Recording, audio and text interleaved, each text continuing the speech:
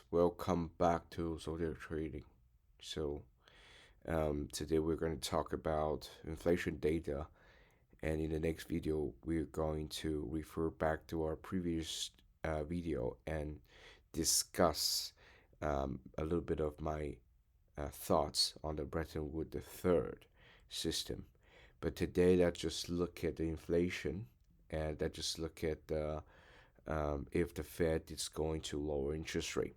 As we can see now, the Wall Street mainstream traders are actually betting on uh, a September cut, and they are actually estimating 1 to 2 interest rate cut by end of this year. And in this video, I'm going to talk about why that I think the Fed is unable to conduct any of the rate cut this year. And I'm going to share my view on the current inflation in the United States of America. And as right now I am in California, and I will actually give you guys a little bit of my thought on like just about like everything, the living, like daily expense to live in California. I cannot comment on other state, but as the Golden State, California is one of the best economically performed state. So I think the California economy should be representative, uh, like in different ways. So apologies if I cannot make I cannot provide my insight on other states because I'm not currently in other state, nor do I have the understanding of what's going on with inflation on other states. But I'm going to tell you a little bit of my thought on the current inflation in California.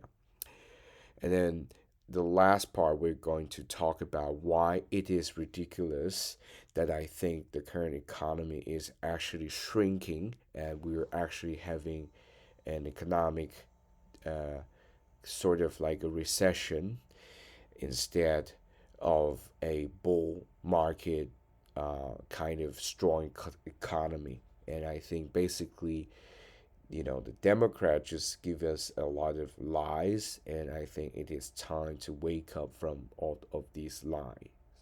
So first of all, let's just look at the CPI data, and we're gonna look at what happened with inflation. So basically, if you uh, if you're an observer only to observe from the government data, the U.S. government is going to tell you that because the CPI has lowered and the CPI compared to May has unexpectedly declined 0.1%, and it is the first fall since May 2020, and therefore actually the Federal Reserve actually seen a very strong economy signaling a definite rate cut. So this is what the main media are trying to tell you.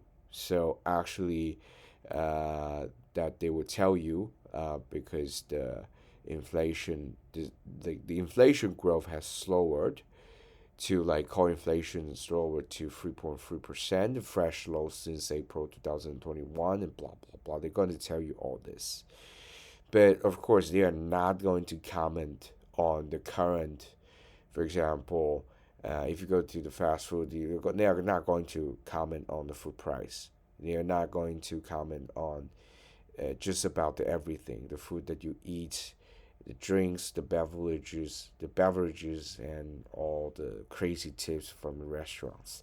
And also, they don't really care about what you actually pay for the gasoline and the oil. All right, so because they only measure the percentage growth, that they only measure the percentage growth that is a mean of a ratio, right? So as long as, for example, the inflation, the price of a pizza gone from $1 to $10, right? They're trying to convince you Although right now the pizza costs you about $10, but because that $10, it's going to be $11, but apparently the growth rate from for that pizza to grow from $10 to $11 is actually a lot slower than it used to be, right? So does that make any sense? I don't think so, because that slice of pizza is not going back to $1, right? It's still a $10 pizza, and right now we're seeing the pizza price slowly climb from $10 to $11. So yes, that they are playing with this concept of inflation rate. What they're talking about is the change of the inflation, the rate of the change of that inflation instead of the inflation itself. So if you're gonna ask the Democrats, can you make the pizza right now? The pizza is ridiculous. It's like $10. Can you make it back to $1? Like happens like what it has like it used to be. Okay, so the government is going to tell you no, they couldn't, right? But instead of telling you that they couldn't, they give you another solution. Look, we have managed to put that ratio, back to smaller percentage growth. So actually, you're actually seeing the pizza rising to $11 much slower than it used to be. And by doing that, like they try to, play with your mind. They try to convince you they have done some great job taming that inflation. But the fact is, people are paying more money for almost everything. So if we actually look at the CPI, we go back to the definite meaning of the CPI, that we know core CPI eliminates food and energy prices from CPI. So, quote unquote, helps remove price volatility caused by international supply. But that is another, like, ridiculous conceptual error. Like, how do you measure inflation if you're not going to measure the food price and energy price, right? Because for ordinary people like you and I, we care mostly for the food and energy price. That's all we ever care about. We care about what you, because in the CPI you're not measuring, like a lot of item. You only measure certain amount of things, and what are you going to measure if you're not going to, like measure the food price and also the energy price? So that would be like kind of insane. Okay, that would be uh, really ridiculous, because you try to convince us, oh, just don't look at the energy price, and you don't want to look at this price because it creates some volatility from international markets, so it doesn't really count. So that would be like ridiculous if we actually um, look for the definition of CPI and to compare with actually the core CPI. The funny fact is the Fed trying to convince us with using another indicator called supercore CPI, and with that supercore CPI, they further eliminate the weighted average of other, for example, housing prices, etc. So what the heck are you going to measure anyway? If you are not going to measure the food price, if you're not going to measure the energy price, and what else you going to measure? So that's a bit like ridiculous. Okay, so you have different, just different CPI, right? So you put different stuff in the basket, right? So you put that into a weighted average portfolio, putting everything like the eight major group of the consumer price index, and You're putting like everything into consideration, but then you're trying to tell us like um, the most important part, food and energy cost don't really matter. Okay, if you look at any of this. Okay, you look at the housing price, you look at the rent, and you look at all the food prices, you look at the crazy medical care bill. Okay, you look at um, the gasoline, right? You look at the crazy tuition fee, also with the student loan. Like you tell me again, like how this is not affecting CPI, how the inflation is not going up. It is crazy. Okay, so instead of like let us to see what happened with the CPI, they try to convince us to look at the core CPI. Okay, so here, this is the CPI categories by weight. You have like 13.4% of food and 7% of energy. Okay, so all items less food and energy is 79.6%. Like, honestly, if kind of look at how CPI is calculated, and you would just have a sense of like how with these economists actually bring out these ridiculous ratio for guys to really kind of measure uh, the the inflation cost.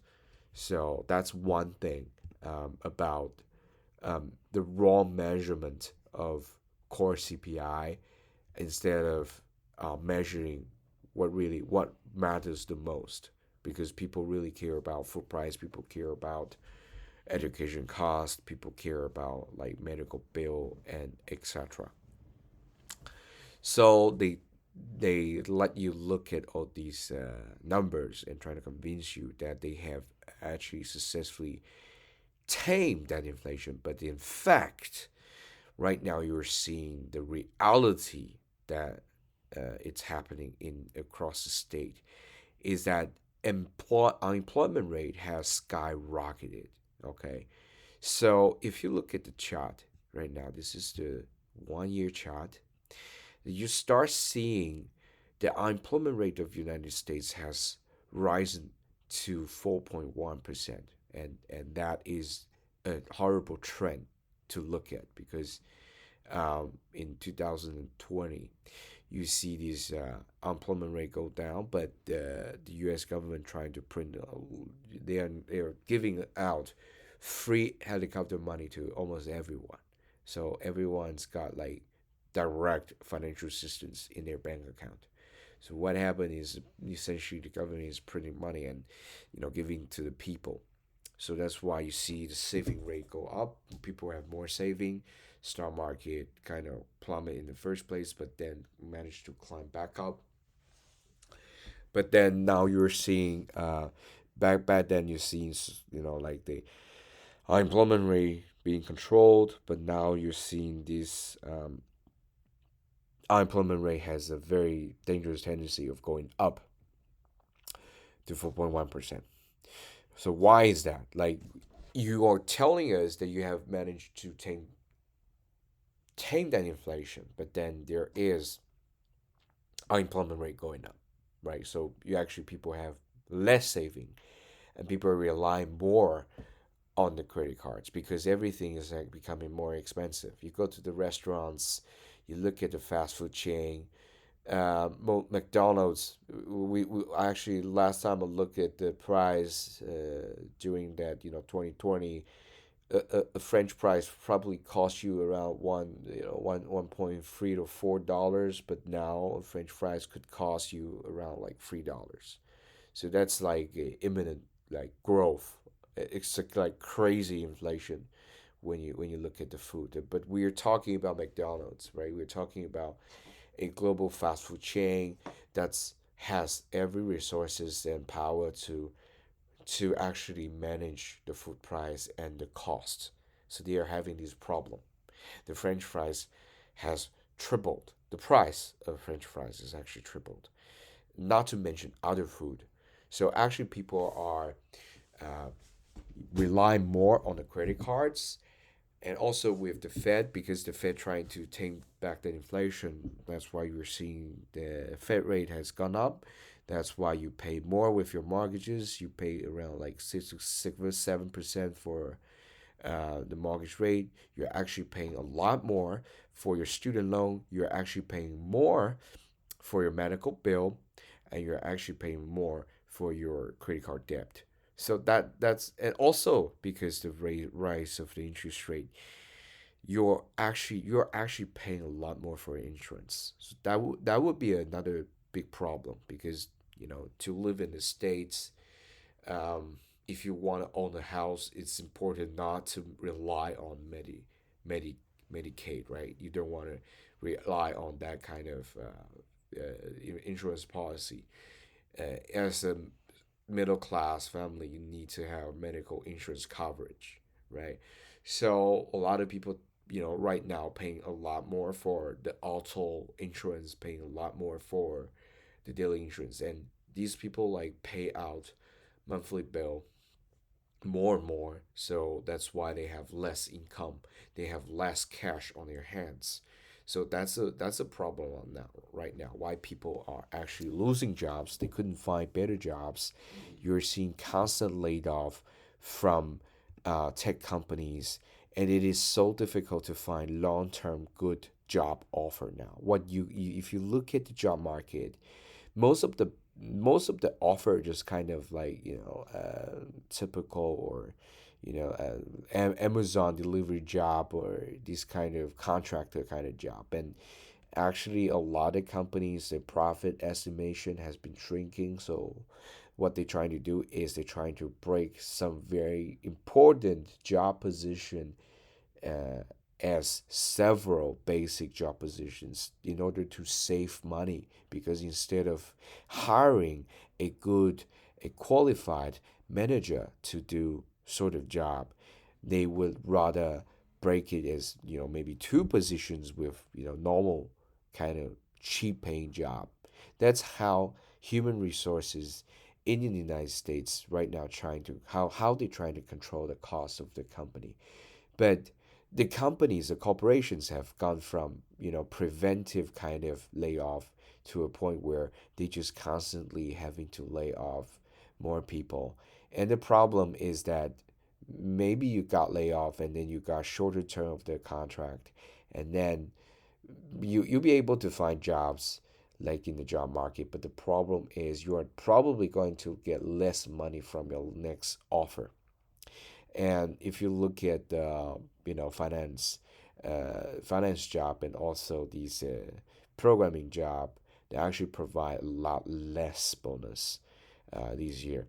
So you're actually seeing that the job market is actually quite, I would put it this way, quite difficult. And here you look at, I have mentioned this ratio like repeatedly, probably the third time.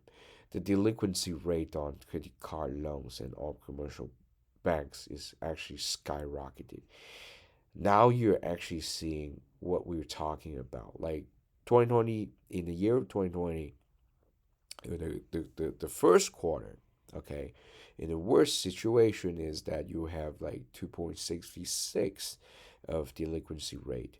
And then because Biden administration give out more money, free money, that's why you're seeing this delinquency rate just gone down. And then you have strong economy revive, and so that's why you're seeing the delinquency rate has bottomed at around 1.54, and now quickly you see this delinquency rate skyrocketed. Now is trading at 3.16. So actually, delinquency rate has gone up. A lot of people couldn't pay for their credit card bill, and that's why you get more of the delinquency rate. Okay, so if we look at the a certain larger scale is ever since 2008, that delinquency rate has gone down significantly. And now with the raising rate in cycle what we're experiencing, most likely if the Fed has to maintain higher for longer, the delinquency rate will still keep going up. So that's for sure. one of the things that we have to look at, because this is what really happened in the economy. Uh, we're talking about like real world economy, right? We're not talking about like core CPI or super core CPI. We're not like these economists trying to get rid of all these and trying to work. They what they're trying to do is they're trying to sugarcoat it for put those lies, sugarcoat the lie for the party leader, for the politicians, so they could just keep fooling us, and next election we can just keep choosing them. For example, like the old creepy Biden. That just we just kind of have enough of that. Okay, so consumer loan.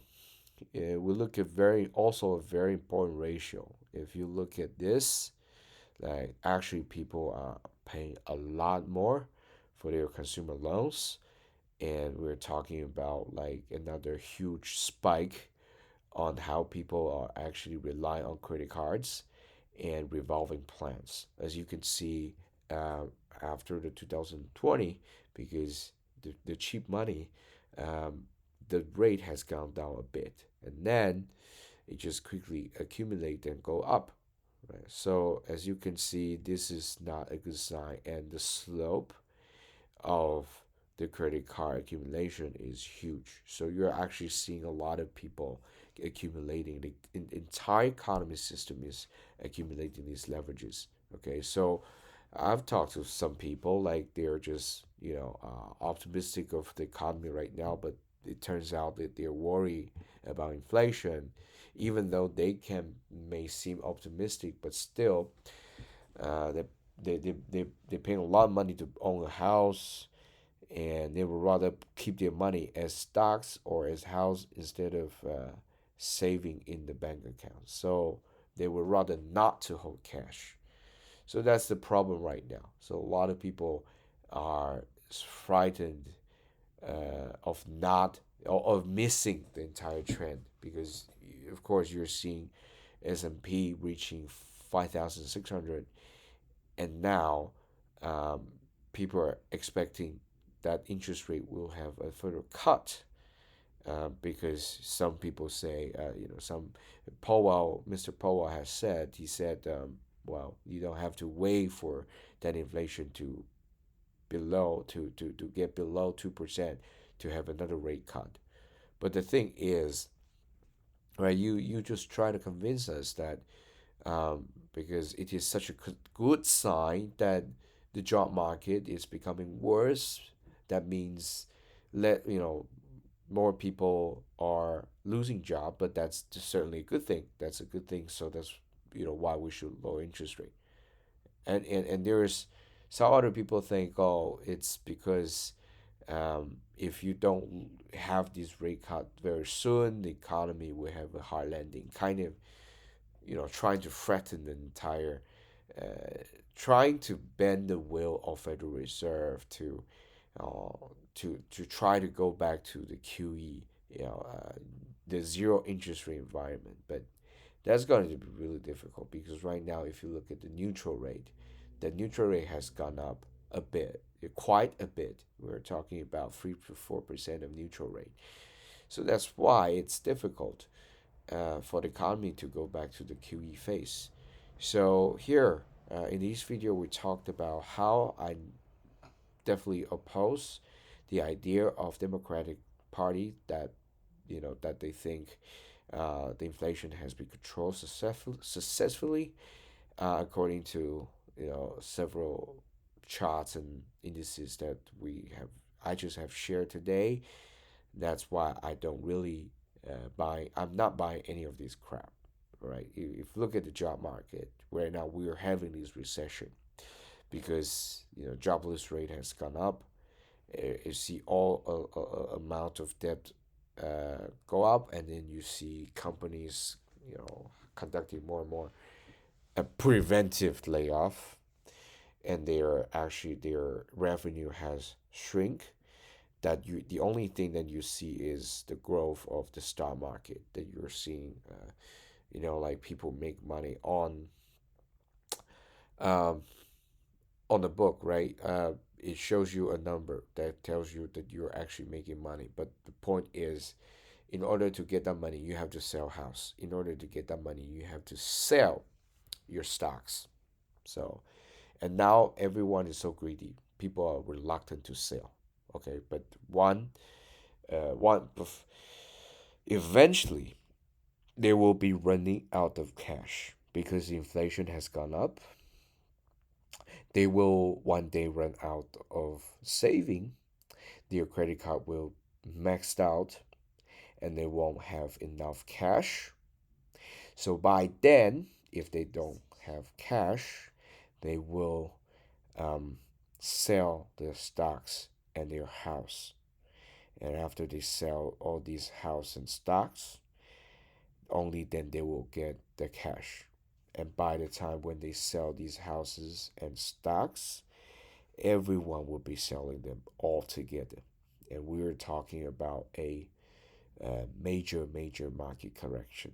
So that's a little bit of my thoughts on the inflation right now. So if you like the content, please press that like button and um, share. And I will definitely see you in the next one, in the next video. I will see you next one. Bye.